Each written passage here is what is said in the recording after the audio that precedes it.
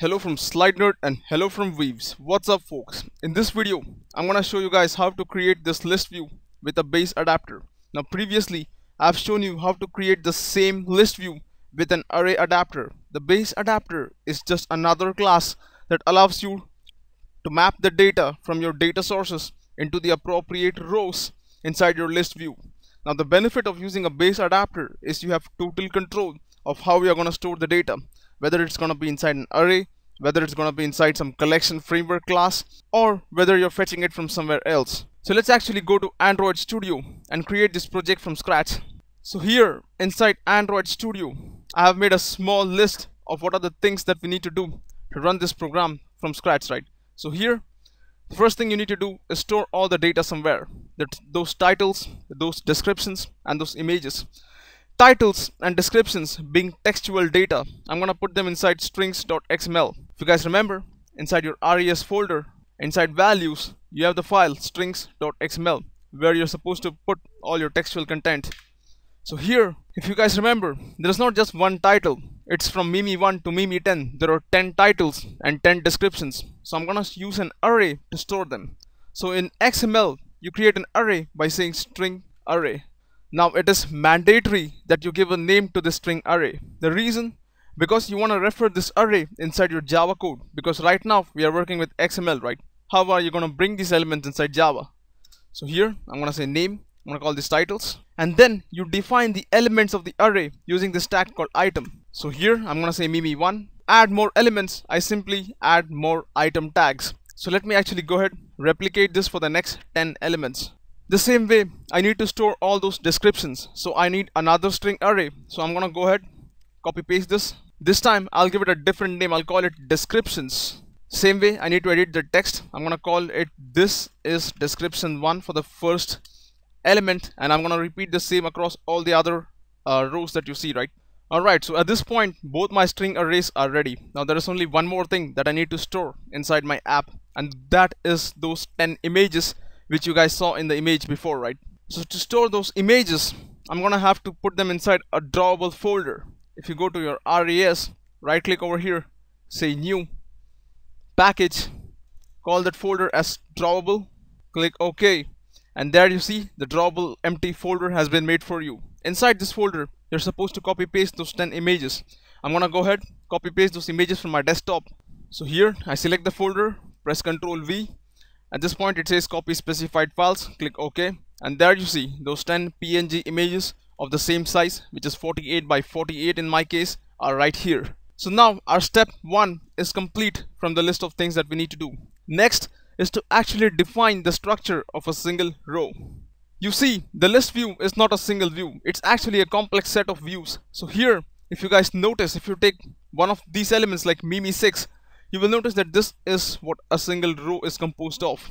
This single row has an image, which is an image view in Android. There's a text view which says Mimi 6, and there's another text view which says description. And this complex structure is actually repeated for every row over here. So in other words, you need to create the structure somewhere so that you can put the values inside that structure later.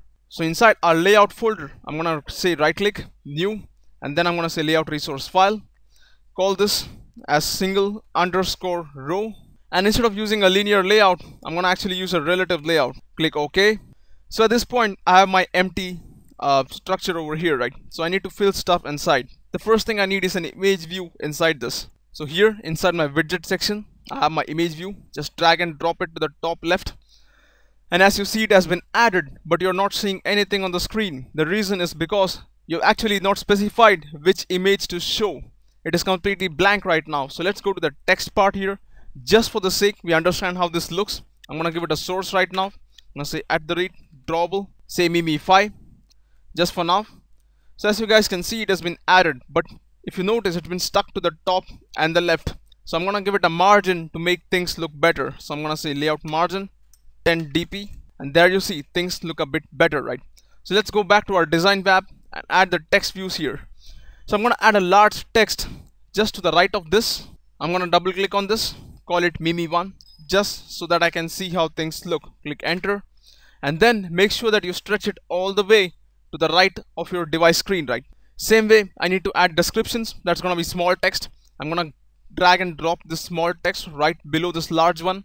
Again, make sure to stretch it all the way across the device, and also stretch it to the bottom so that it matches your image view. Here if you see, align bottom equals to image view. Then double click on this again just to see how things look. I'm gonna say this is description 1 here. So this is how every single row is gonna look. But remember one thing, I have not filled the values here right now. These values are gonna be filled inside your adapter, inside the get view method at runtime dynamically inside your Java code. So this static structure that we have created here is just a reference to how things will look for every single row inside our list view. So at this point, I have my single row of my list view defined inside. The next thing I need to do is actually go ahead, create the list view inside my main activity layout. Now if you guys remember, the main appearance of my activity is controlled inside this r.layout.activity_main file. So I'm gonna go ahead, open this activity_main. Here if you go to the text part, there is a text view over here. I'm gonna remove that. Go back to the design part, go down to the container section on the left side. You will see the list view here. Drag and drop it top left.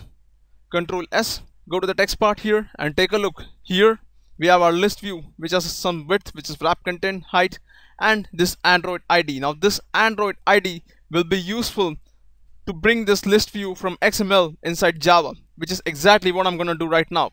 You see, the values of the list view are gonna be added when the program runs inside Java, or you can say at runtime dynamically. For that, I need access to this list view object inside my main activity.java. In other words, I need to bring it here. So I'm gonna go here, I'm gonna say list view. I've created a reference. I need to initialize this list. For that, I'm gonna say list equals to find view by ID. Now this find view by ID is gonna search for the list view from XML and bring that existing object inside Java. So I'm gonna say r.id.listView. At this point, you will get an error saying blah blah blah, incompatible types.